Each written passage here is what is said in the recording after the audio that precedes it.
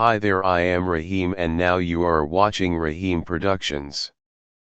Today we discuss about 3 magic tricks in Photoshop. Number 1, Object Selection Tool. In Photoshop this tools is very helpful for the quick and smart selections. Once you have surrounded the object with your selection outline, release your mouse button.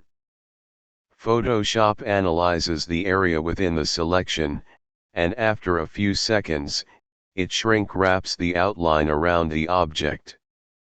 Number 2, Content Aware. We can remove quickly objects with Content Aware.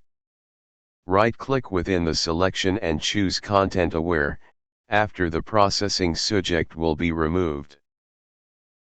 Number 3, Background Removing. Make copy of new layer. Click on Properties panel. Scroll the wheel down and select the Background Removing option.